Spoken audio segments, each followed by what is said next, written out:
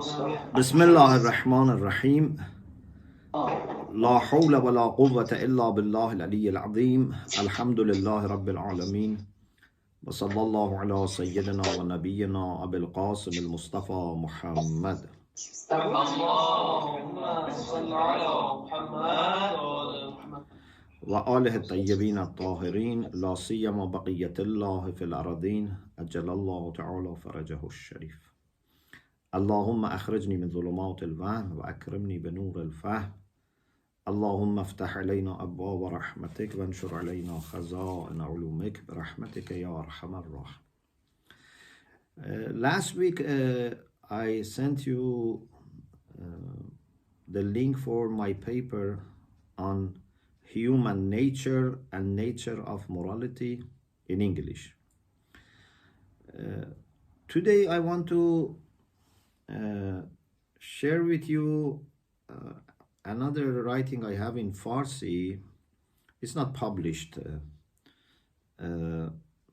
and this is about different ideas about morality, because we talked about natural law. So I thought we can a little bit discuss this further, and inshallah then we go back to the book Ma'arif al-Qur'an, because here akhlaq and huquq, ethics and law are very closely connected, and no legal theory can ignore ethics, although they may not completely follow ethics, but cannot ignore. So I will inshallah today try to explain some of the, not all, but some of the important theories about foundations of ethics. So one theory is the theory which is known as natural law. I have put it in this way: نظریه قانون طبیعی معتقد است الگویی از رفتار عمومی یا نظامی از آنچه باید انجام شود یا نشود وجود دارد که از خود طبیعت نشأت میگیرد. I was trying to use every word carefully.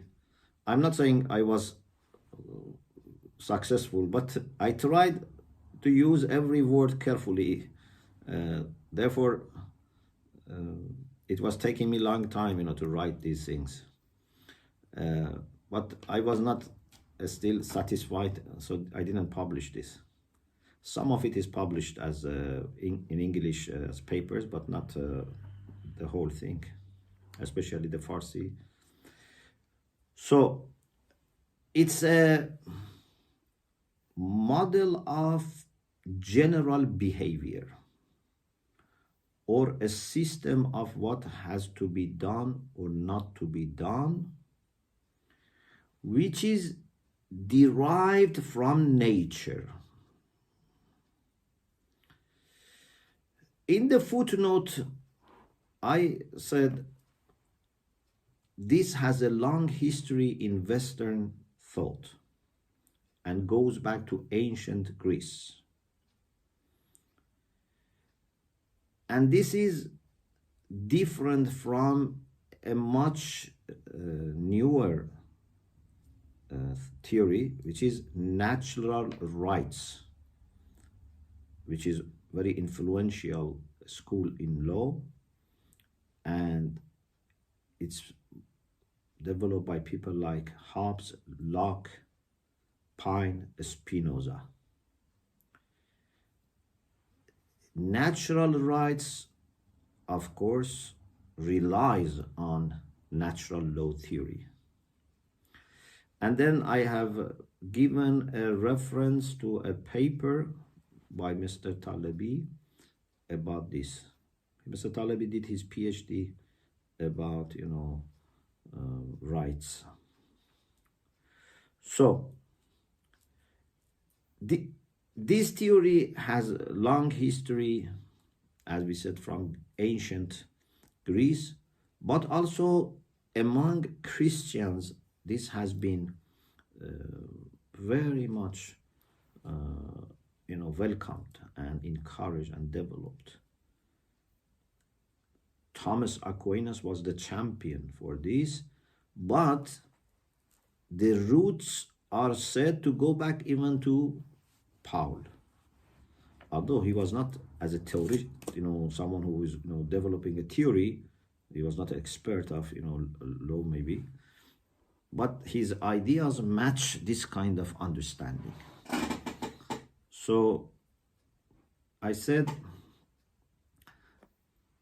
how you can find some traces in the footnote in Pythagoras, in ancient Greece, and he was born 580 before Christ and died 500 before Christ, so 80 years, and is thought to be the first person who developed this idea.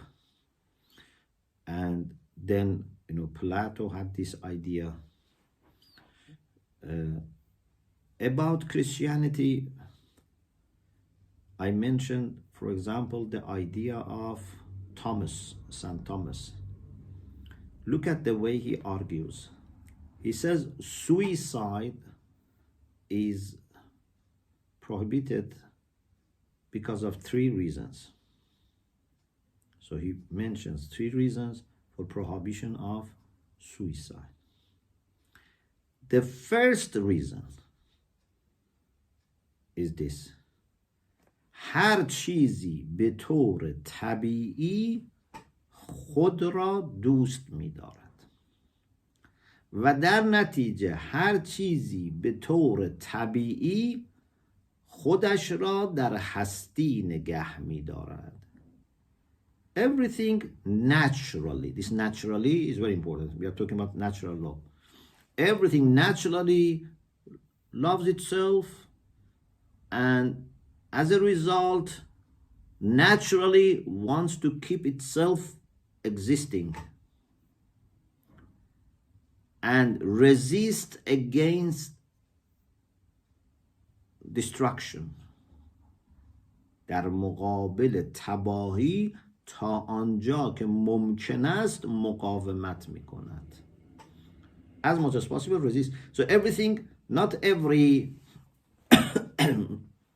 human being, because everything wants to be there and resist against destruction as much as possible. Suicide is in conflict with, again, natural inclination for continuity of life of living beings. After this general principle, now he focuses on living beings and suicide. Suicide means that instead of protecting yourself, you are yourself destroying yourself. Okay? One position is to protect yourself. One position is to resist against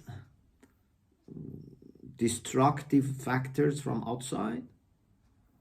And suicide is opposed to both. Suicide is that you don't resist and indeed you cause harm to yourself. So he says, خودکشی در تعارض با تمایل طبیعت به ادامه حیات انواع زنده و نیز در تعارض با مهرورزی است.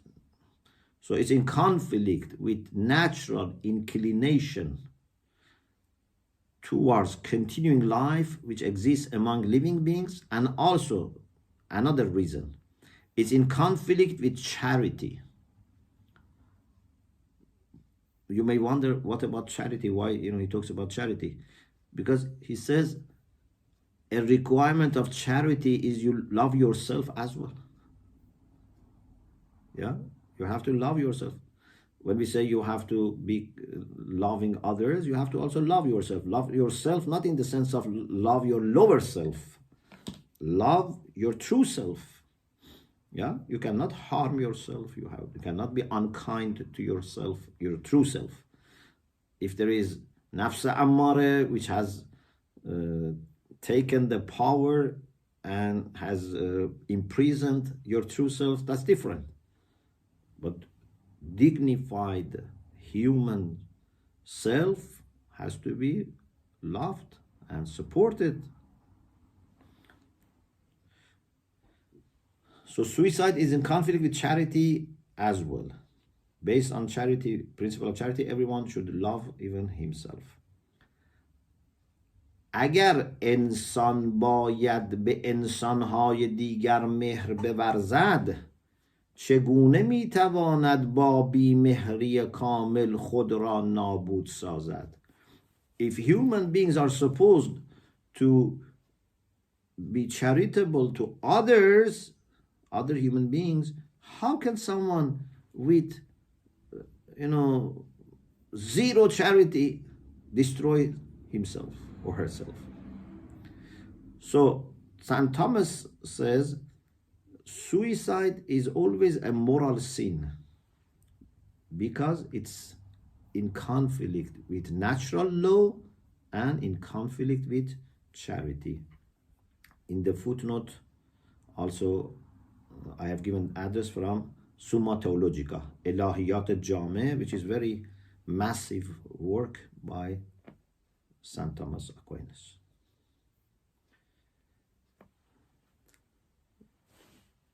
Those who believe in natural law, many of them are religious people, but not necessarily everyone. So, believing in God, number one, and that this world is created by Him as a creator who is wise. Number two, makes acceptance of natural law theory very easy. If you believe that God is the creator, God is wise and has created this world with understanding, with wisdom, then natural law becomes very easy. Like for example, when you believe in wisdom of a writer, then you know that everything in this book is for some reason. If you believe in wisdom of an engineer or architect, then you know that you can take lessons from what this person has done, why he has put, for example, door here, a staircase there. So if you believe in God with these qualities, it makes it easy to accept natural law. But even without that, still it's possible. هر انسانی میتواند با عقل خود به قانون طبیعی پی ببرد. So advocates of natural law theory, they say, but even people who are not religious, they can use their عقل and come to the same conclusion. Look at the way they argue. قانون طبیعی موافق با سرشتی است که خدا در همه انسانها آفریده. It is interesting that without any planning, just in the last session we were talking about epistemology, and we were talking about fitrat aql that Ayatollah Misbah mentions, and here also we have something related to that. قانون طبیعی, natural law, is compatible with sereshti, with the nature that Allah has created every human being with. And this nature doesn't allow exceptions. They say primary principles, general principles of natural law are self-evident. For example, good should be performed. Bad should be avoided. These are very primary principles. But it's not only at this level, it goes further. For example, what should a human being do? As a preposition, فرزندان آدمی نیاز به اتحاد طولانی و نزدیکی با والدین خود دارند. Human children need longer period of living with their parents. Look at the nature. Animals are not like this. Some animals, their children remain with the parents maybe for few days, maybe few weeks, maximum few months. But a human child needs father, mother, 10, 15, sometimes even 100 years. Okay. But this is something that partly is related to our creation, because we are somehow weak and dependent more than animals. Animals do things by themselves very quickly through their instincts. They learn and do things quickly. But a human child cannot look after itself. Yeah? A human child needs lots of care, and this is just for physical growth, and then lots of care for mental growth, etc. So there is a connection between the way nature works and the way ethics tell us to behave. So from this we understand that parents need to look after their children for longer period.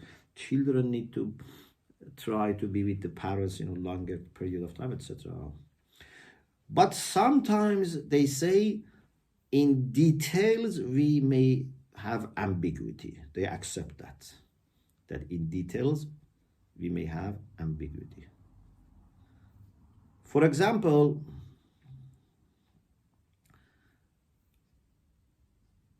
treat people in the way that you like to be treated. Okay, this is a general instruction. But sometimes, what does it mean? Treat people in the way that you like to be treated. There can be exceptions to this. Can you think of exceptions to this?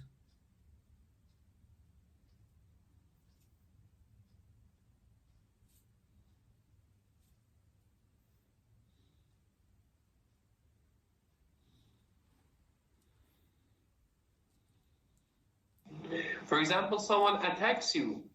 Actually, you need to defend yourself. Oh. So, you do not attack someone, okay? Yeah, but if you defend yourself, you also would other people to defend if they are attacked.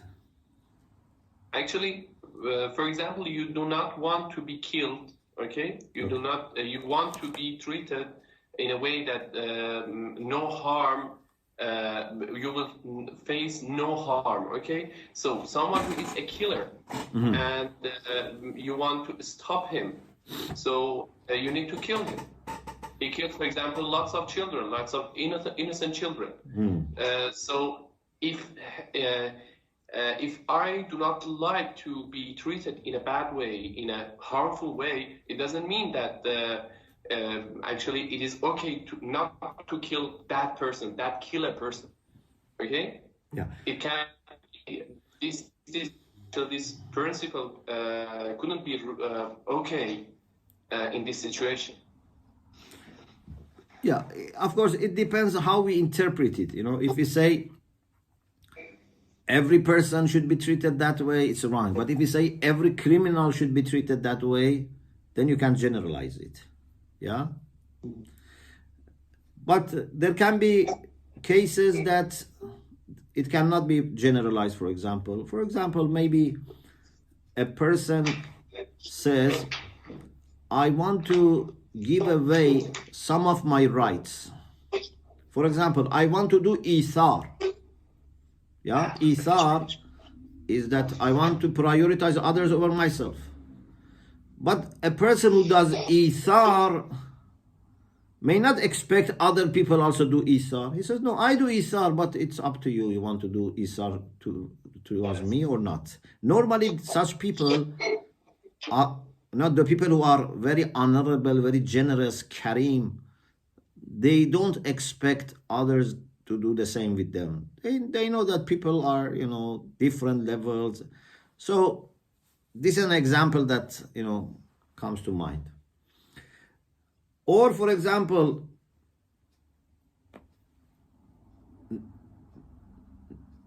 no one should be killed. This can have exemptions, as you mentioned. So this is a summary of this theory and some of its background. There are some strengths, there is some strengths, some strong points, but there are also some problems. So we don't want to say it's wrong completely. Certainly there is some truth in it, especially if you believe in God, the wise. So the creation has manifested the wisdom of God. But you need to be trained to understand. You cannot just say, okay, in nature this happens, we have to do it. Sometimes in nature even different things can happen. So I have here a little evaluation. Number one, what is natural? Initially it seems easy,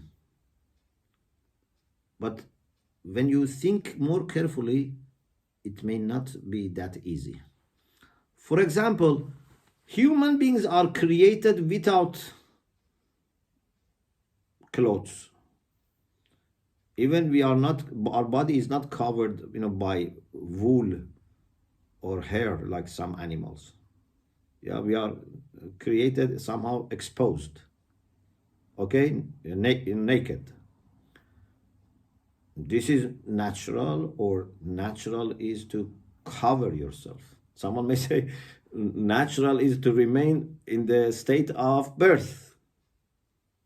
You see, there is a kind of ambiguity. Unless you say that, for example, human beings by nature, they know that they have to cover themselves.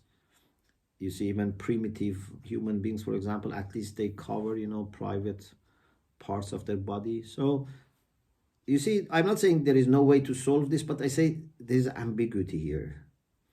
Or, for example, this example I think I mentioned another time, flying. Is it natural for human beings to fly, or is it not natural? Is it against their nature or compatible with their nature? Someone said, we are born in the way that we are not able to fly. If we were supposed to fly, we should have been given wings. But someone may say, no.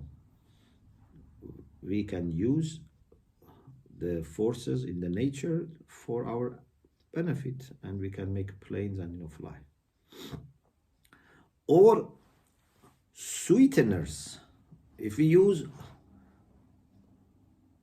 artificial sweeteners or even natural sweeteners, for example, you add something to your water. All the seas, oceans, lakes, yeah, okay? For example, the water is not sweet that much. Even when we say sweet water, it's not really sweet. But you can add honey to it. Adding honey to water is natural or is not natural? Is it acceptable or not? Or having long hair for men, for women. For example, long hair for women, short hair for men. Yeah? Is this natural or not? Paul says this. I told you Thomas Aquinas derives the ideas from as early as Paul. So, and maybe even references to the, scriptures. So Paul says, and this is from the Bible.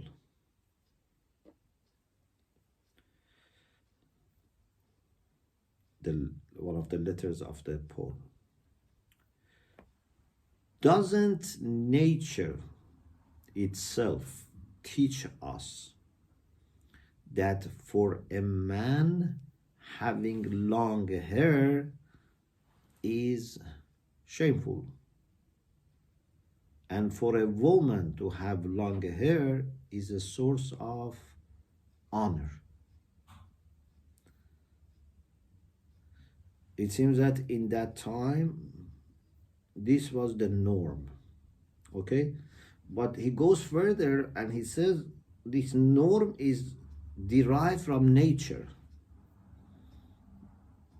that man should not have long hair and woman should have long hair. Some critics have said Paul here has not distinguished between what is natural and customs. It seems that at that time, for men to have short hair was so common and so established that he thought it's natural. But maybe someone says, no, men also may have long hair, for example. Maybe, for example, you can say for men having beard and women not having beard are natural. Maybe this is better example than hair, because in some cultures, even in early Islam, for example, find that some of the members of Ahlul Bayt, maybe they had long hair. It was not a common or not natural thing. But maybe for a woman to have beard is not natural. And it's rare that they have beard, and even they have, they try to remove it. So here to say it's customary, maybe for women it's not easy to say it's customary, it's just what we have developed ourselves. Maybe it's natural. And maybe for men to have beard is natural. But here some people may question. But the fact that men have this condition and women don't have, it makes it good case for saying this is natural. But Paul had this idea about hair. So what is natural is an issue. Number two, is everything natural perfect or free from imperfection, from deficiency? Can we take anything natural as a guideline for morality? Can we derive all our moral values from nature and say vicious things are not available in nature? This is also a difficult position to hold. Also, what about the role of intellect? Those who believe in natural law theory, they say human intellect can understand laws of nature. This needs explanation because rational people may have disagreements. For example, our methods of family planning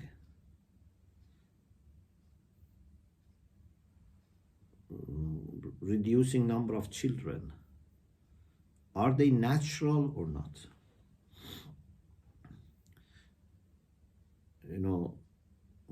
For example, some traditions, religious traditions, they believe that there should be no family planning, and they have large families, because they say as much as they can have children, they should have children.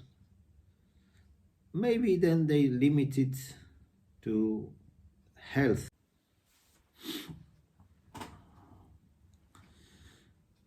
So maybe they limited them to health, to finance, for example. Maybe, if they want to be very kind of moderate, but not convenience, for example. And so, after 2 children, you can have more. Therefore, in the past generations, they used to have big families. Some others may not believe in this way. So, what is natural? Is it natural to have children as many as physically you can have, or is natural to have some planning? Another thing is that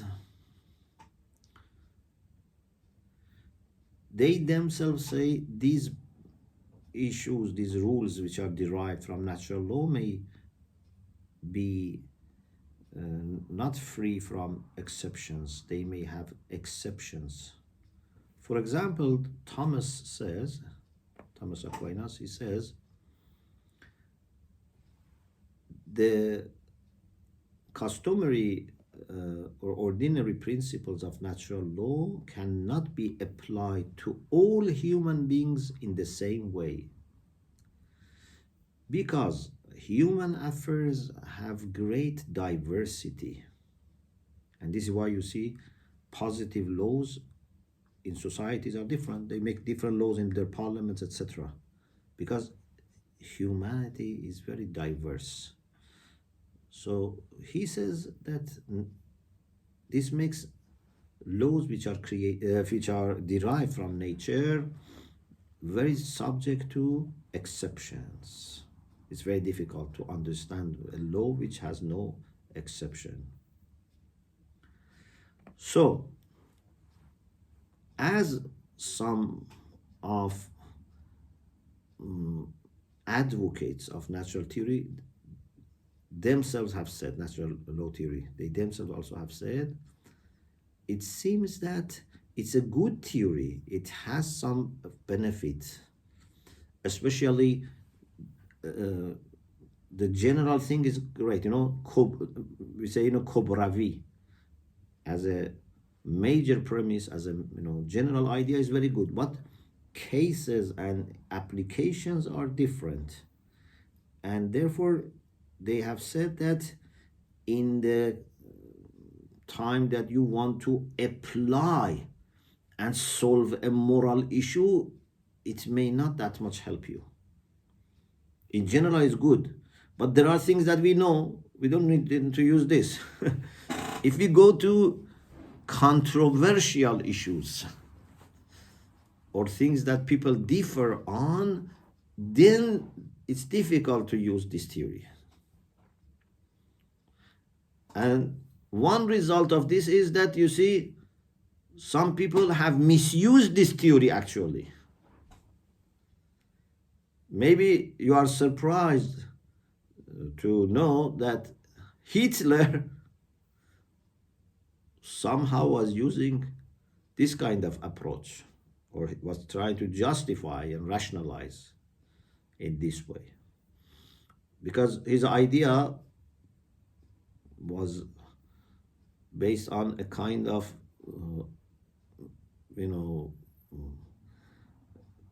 preference, at least I can say preference, that certain ethnicities should have because of nature. He had the idea that German and Arya, ethnicities, because of their very way of nature and creation, they are better. And because nature made them in this way, they should rule. They have the right to rule.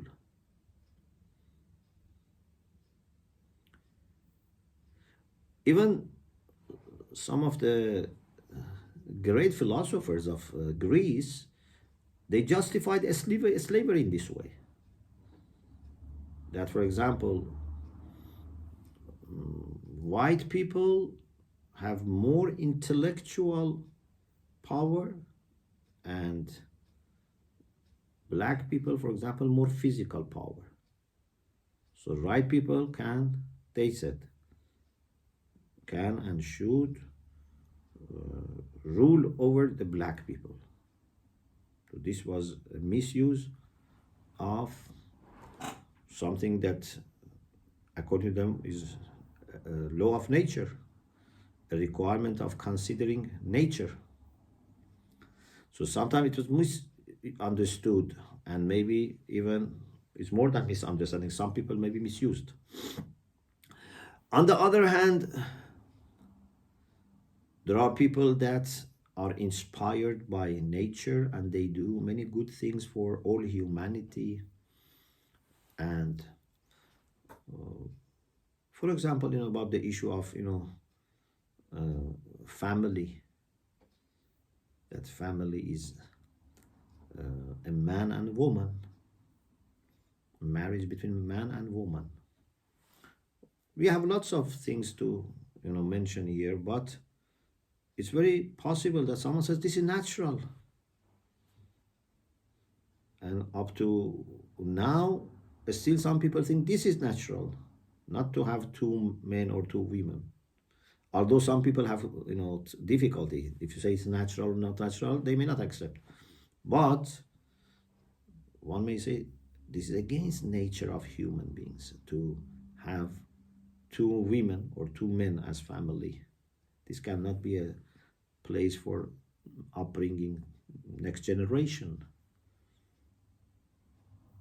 Two women or two men, they may adopt a child, but this is not the way nature planned for human children to grow. So you see here, there is good ground for referring to nature. So you have to be able to understand what is really natural, what is just because of habit or customs, etc. So I said, if they mean by natural laws which are related to human nature, as we can understand from Aristotle, then it will be reduced to the next theory, which is coming soon. If it's not all nature, it's human nature. But if they mean by natural law all the laws and all the affairs that are happening in nature, whether it is living or non-living, or say it that everything which is in nature about human beings, but it's in nature, not human nature, nature about human being, then these problems apply.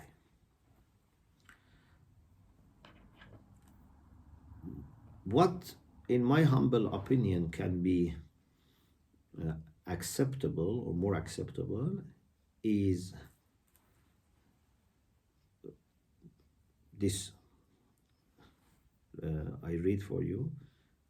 به جای ارجاع به هر آنچه در طبیعت عموماً و یا در رابطه با انسان خصوصاً اتفاق می افتد، دنبال کشف نظم کلی و قوانین عام حاکم بر طبیعت باشه.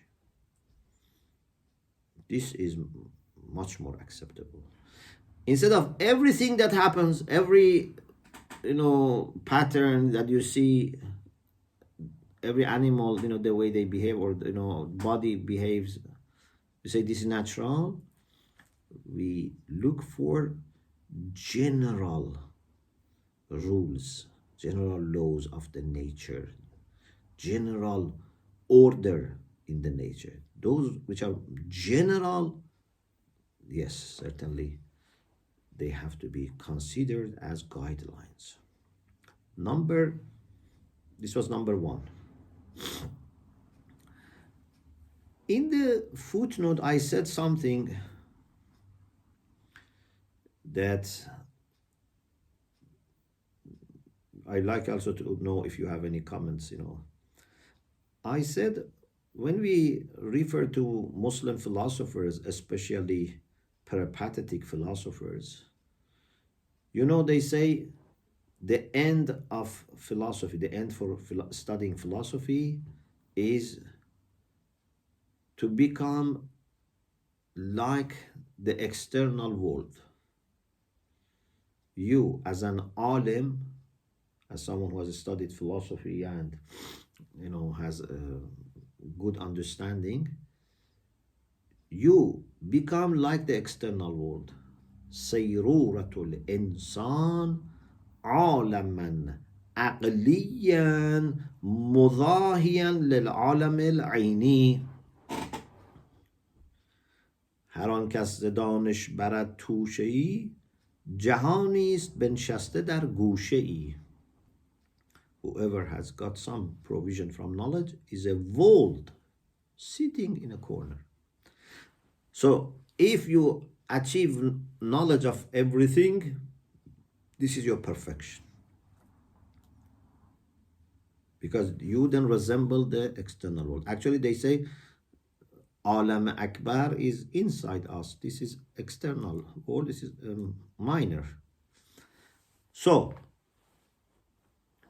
I said, it seems that this idea of philosophers, or what some mystics have said, that Alam Akbar and Alam Asghar and similarities between the two, sometimes they have tried to find for everything outside something inside. I said these two also can be taken as evidence that in Islamic world also we have some recognition for some of the ideas of natural law theory, but we are not putting it in that kind of form that for example St. Thomas says, but we don't disregard and ignore the role of external world. So I like to know also your idea, whether we can accept this or not, or whether we can bring more evidence. Even, for example, in fiqh, there's a discussion that sometimes, for example, they may say this thing should not be done because it is against the nature. For example, if a man or woman does a surgery or uses a technique that would be permanently not able to have a child, okay? So one argument that a faqih may bring is that this is against human nature. It would be interesting if you look for this and see whether they have argued in this way or not. Or for example, in the discussion about maid, if a maid doesn't have period, so this is not natural. It can be something good, but this is not natural. And then there is discussion about khayar and ability to cancel if there was purchase of maid. When there was such a thing, Islam managed to, of course, to finish all this. So this is not natural for a woman not to have period, although it can be a good thing, like Lady Fatima, according to some hadith. So if you look for the traces of this in akhlaq and fiqh, maybe you can find that we have also in our tradition somehow recognized what is natural and what is not natural in order to come up with this with some understanding of some rules, etc. So I like also to listen to your findings about this. So the first thing that I said we can accept and appreciate is, instead of looking for everything that happens in nature, look for general order and laws of the nature. Number two,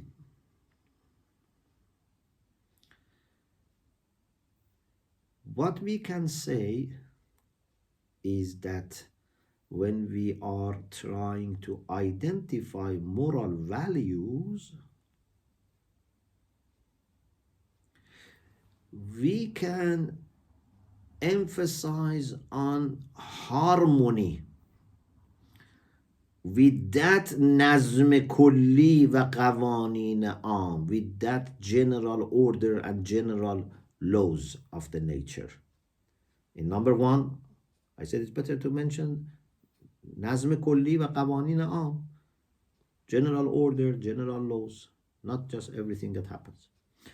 In number two, I say that you can emphasize on doing your ethics or developing your ethics in harmony with that general order or general laws, as a guideline, as a support. But if you don't act in harmony with nature, you are not going to succeed. If we act against the way human beings are made, for example, if a school of thought tries to suggest to human beings to act against their nature, maybe for some period of time it works, but in the long term this is going to be defeated because you are asking people to act against their nature. This is good. So here, instead of trying to draw out of nature principles and rules, you try to check against nature your rules that you have understood from another source. Okay, just we say make sure that it's not going to create conflict with nature. Otherwise, you are going to be defeated. You are going to make things worse if it is against human nature.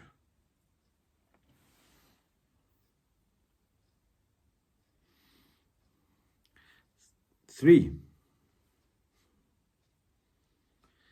when we say we should act in harmony with nature or general order in the nature, general laws in the nature, it doesn't mean that we should not do any attempt to change what is happening in nature, to manipulate not in the negative sense, means tasarruf, to manipulate nature.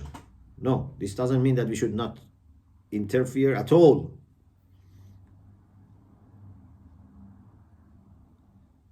How can human life continue without us somehow changing in the nature?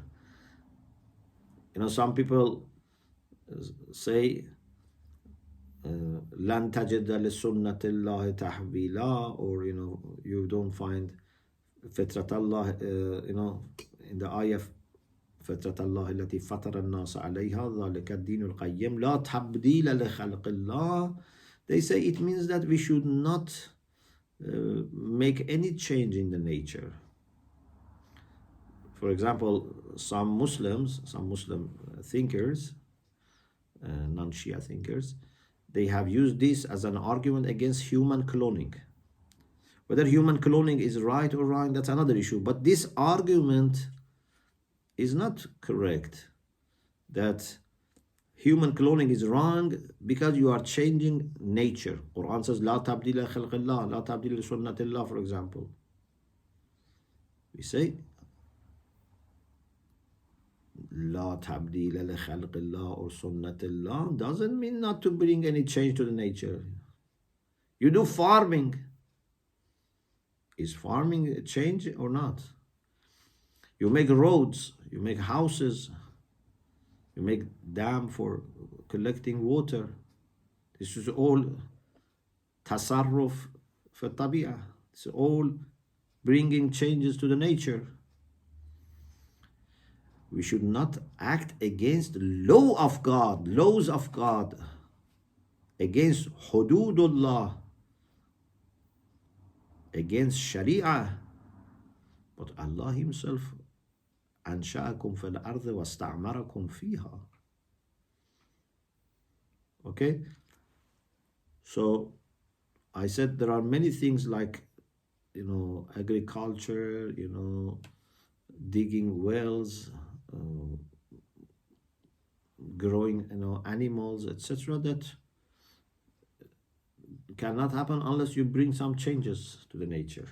But these are accepted.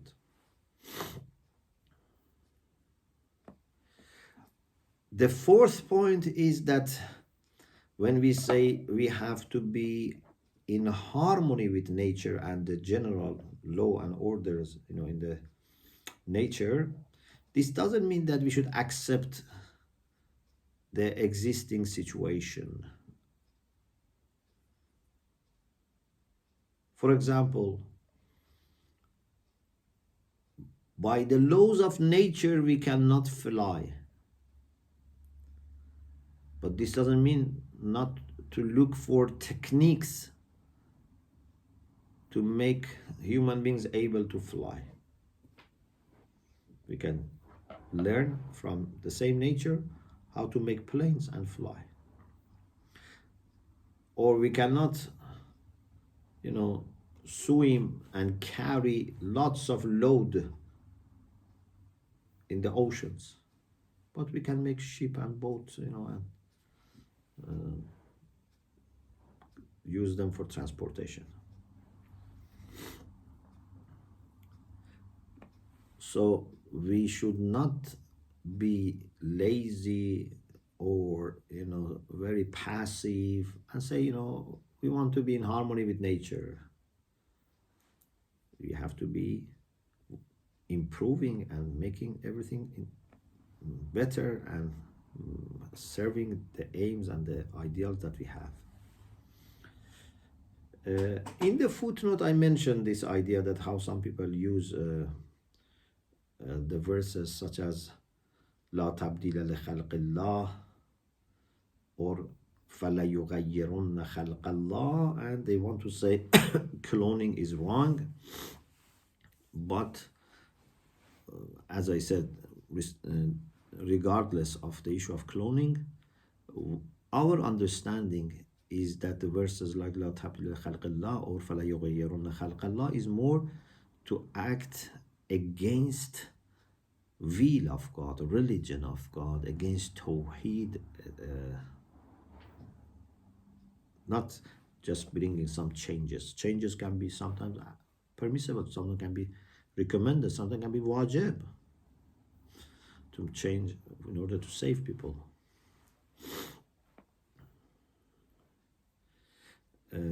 I said, according to what is in tafsir Namuna volume 4, the ayah in Surah Rum, ayah 30 of Surah Rum, فَأَقِمْ وَجْهَكَ لِلدِّينِ حَنِيفًا فِطْرَةَ اللَّهِ الَّتِي فَطَرَ النَّاسَ عَلَيْهَا لَا تَبْدِيلَ لِخَلْقِ اللَّهِ ذَلِكَ الدِّينُ الْقَيِّمُ.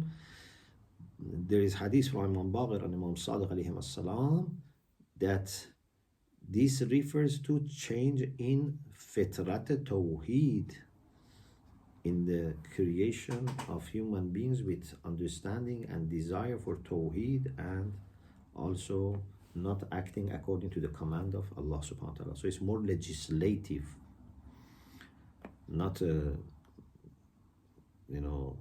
existential change. Legislative, I mean change in the legislation. The fifth point is this issue of harmony with the nature and its general order can be used as a check in a negational way. Okay, so we can say maybe this is not enough to tell us what to do, but we can understand what not to do. Okay, اخلاقاً انجام هر آنچه در تضاد ما نظم و قوانین عام طبیعت است نادرست و خطا است. We can say anything which is in conflict with the general order and laws of the nature is wrong.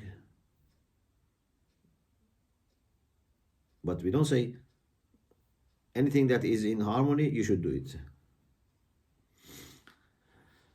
Or even we can say, in addition to harmony, we can go further and say harming your body, harming to your life or life of others or body of others are wrong, because they're all against nature. But to say what you have to do specifically, it's very difficult according to the natural law theory. I say, for example, we can say human beings, based on nature, they should form family, they should marry, form family, have children. But how to find their spouse, how to form family, when to have children, how many children to have, how to raise them, these are not questions that can be answered easily by reference to nature. So how can, for example, you understand from nature how to raise your children? Yes, there are things that you understand, very general things, but there are lots of details that are in need of referring to other sources, not just nature. So this is one theory. The second theory, instead of focusing on natural law or nature, is focusing more on human nature. This goes back to Aristotle, but it can be found in religious traditions as well. According to them, human beings have such kind of nature that prepares the ground for ethics. Some people have said the law of the nature and the requirements of human nature all are from God, and they are supporting each other. Nature is created by God, human nature is also created by God, and they should be in harmony with each other, and they support each other. I say, excuse me. yes. We have many questions. Some of the brothers in the class have some questions. Okay, I finish and then you can ask questions. Please remember your questions, because in the middle of discussion, inshallah, then I will. So,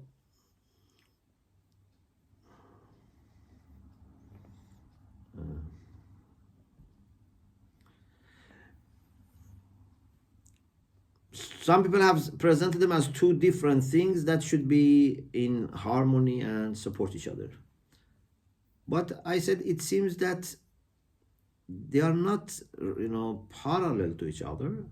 It seems that the second is a more advanced version, or you can say kind of modified version of the first. So first was about the whole nature. The second is about human nature. So it's a kind of version of the first.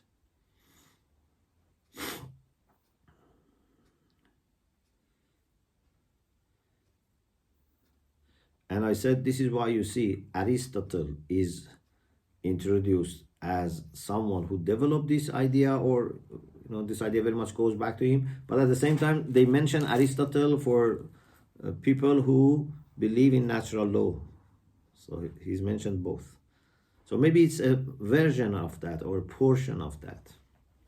So what about problems of this? To say akhlaq is to be checked with human nature. There are normally two important objections raised. We may not accept all of them, but I'm saying first what responses have been there for this. Is there anything such as human nature? For people like Aristotle, like Plato, like Muslim philosophers, of course we have human nature. But for people like Sartre, we may not have a fixed nature. You know, some people, they just think human beings are what they behave. Even in psychology, in some schools, just they say we study behavior. If you say there is a substance, there's a jawhar, there's nafs, and this nafs is more fundamental, more important, and that is what we are, that makes our identity, they may say, no, we just see someone is laughing or crying or doing this or that, you know, we see the behavior and just we study behavior.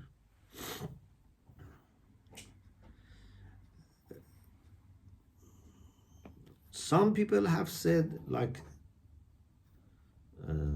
John Keats, that human nature has two sides, open and closed.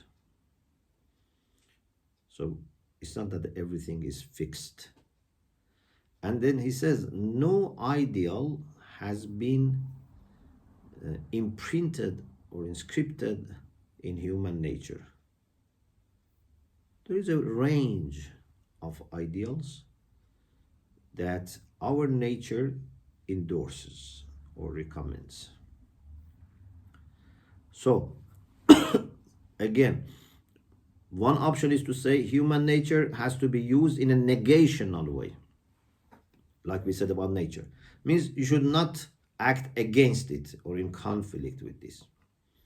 But it wouldn't explain what we should do. They may say human nature may suggest different things to different groups. For Buddhists, for Christians, etc. So, do we have human nature or not? Number two, suppose that we have something as human nature. And this is the basis for akhlaq. But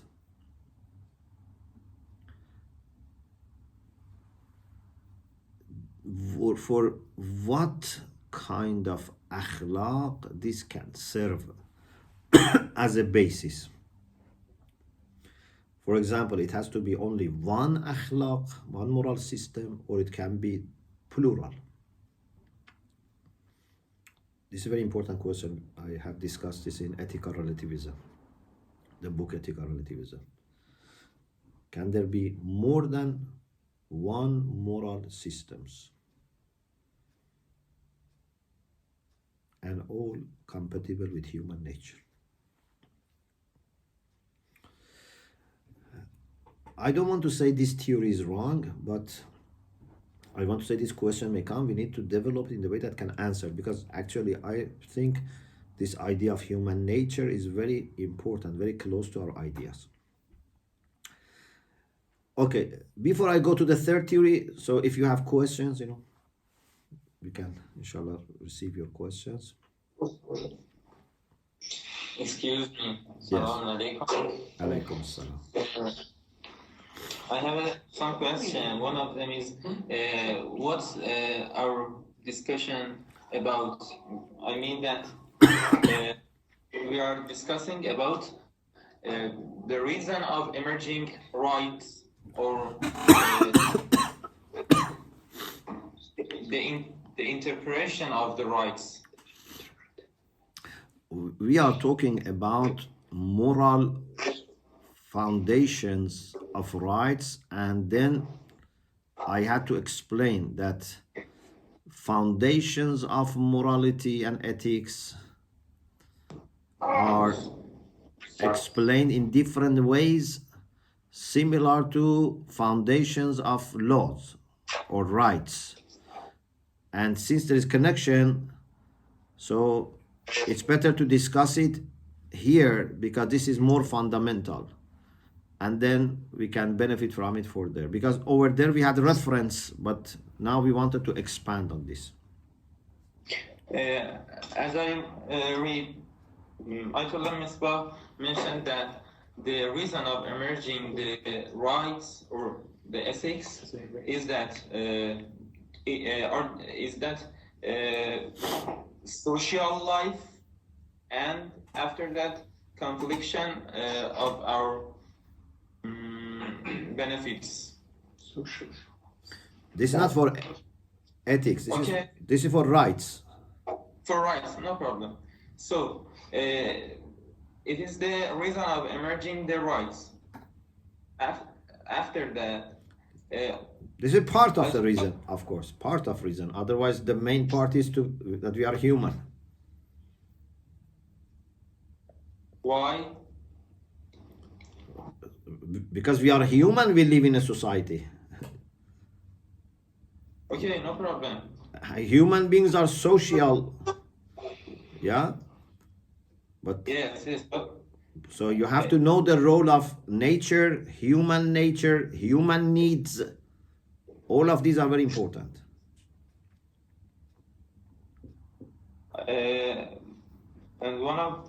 And another question is that for interpretation of rights, we need to something unchangeable. And I think there is nothing unchangeable but Allah. Allah is unchangeable. It's sabit. Because the haq is sabit.